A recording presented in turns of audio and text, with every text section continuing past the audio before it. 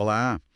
Hoje a gente vai dar uma olhada mais a fundo numa parte bem intensa do Evangelho de Mateus, sabe? Capítulos 12, 13 e 14. É um material muito rico, tem de tudo um pouco.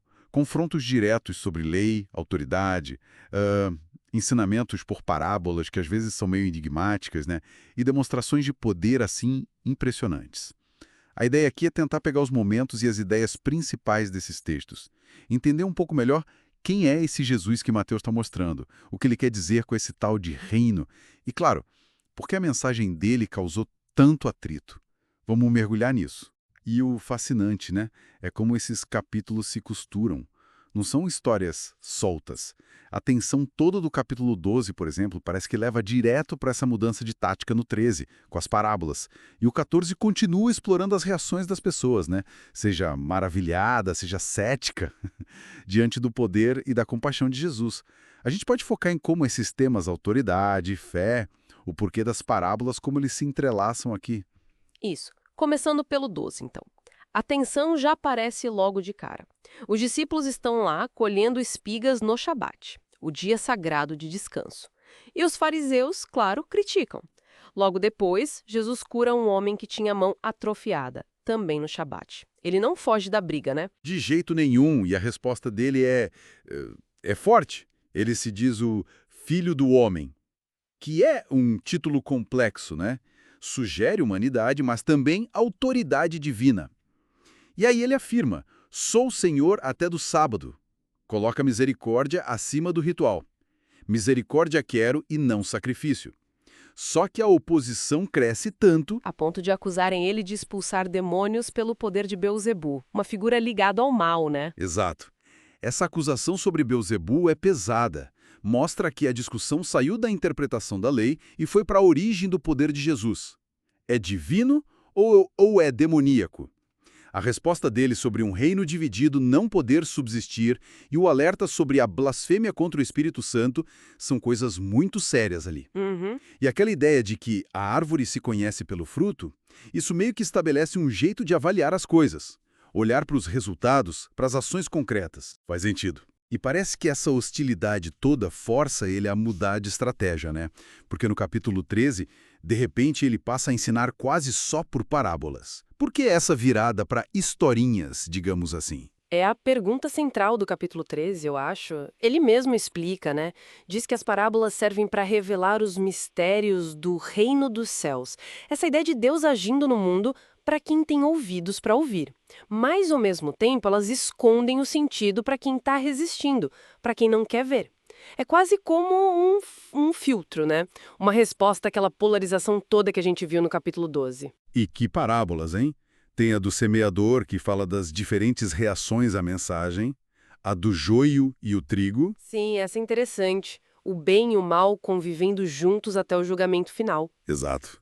E as do grão de mostarda e do fermento, mostrando como o reino cresce, né? Começa pequeno, mas tem um impacto enorme. O trato desse reino é valioso, transforma, mas provoca reações muito diferentes. E é irônico, né? Que logo depois de contar essas histórias sobre o reino, Jesus vai para sua cidade Nazaré e é rejeitado lá. Pois é. Isso só reforça aquele tema da fé contra a incredulidade. Mesmo entre quem o conhecia desde pequeno, sabe? E aí a gente chega no capítulo 14, que volta para eventos mais narrativos, começa com uma notícia bem triste, a morte de João Batista. Sim, um momento pesado. Jesus tenta se retirar, ficar um pouco sozinho, mas a multidão vai atrás dele. E o que acontece depois é impressionante. Ele sente compaixão daquela gente toda e alimenta uns 5.000 homens, fora mulheres e crianças, com só 5 pães e 2 peixes. É um cuidado assim em escala enorme. Um milagre de provisão, né?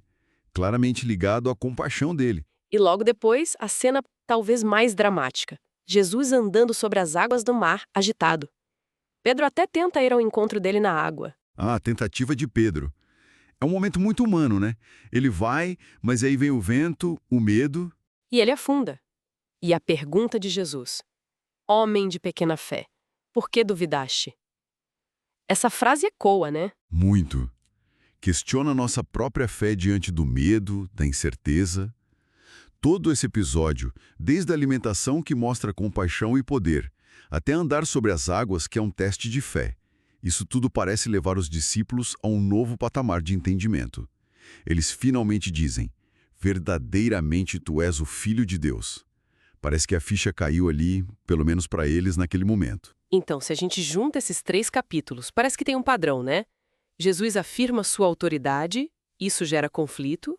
Sim, esse conflito leva ele a usar as parábolas que ensinam, mas também selecionam quem entende. Exato, revelam e ocultam. E as demonstrações de poder dele, os milagres, estão sempre ligados à compaixão, mas também desafiam a fé das pessoas. É isso. Precisamente. Os confrontos, os ensinamentos, os milagres, está tudo interligado. Mateus parece estar mostrando como a identidade e a missão de Jesus vão sendo reveladas aos poucos. Mas também como essa revelação encontra resistência, dúvida, oposição crescente. Não é uma aceitação simples e direta. Para a gente pensar, então, Jesus diz lá no capítulo 12 que a árvore se conhece pelo fruto. E no 13, na parábola do semeador, ele fala de diferentes tipos de solo que recebem a semente da palavra. Se a gente usar essas duas ideias para olhar para esses capítulos, como a gente avalia os frutos e os solos das diferentes pessoas ali? Os discípulos, as multidões, as autoridades religiosas, o próprio Jesus. O que seria um bom fruto nesse contexto todo de conflito e revelação que Mateus descreve? Fica aí a reflexão.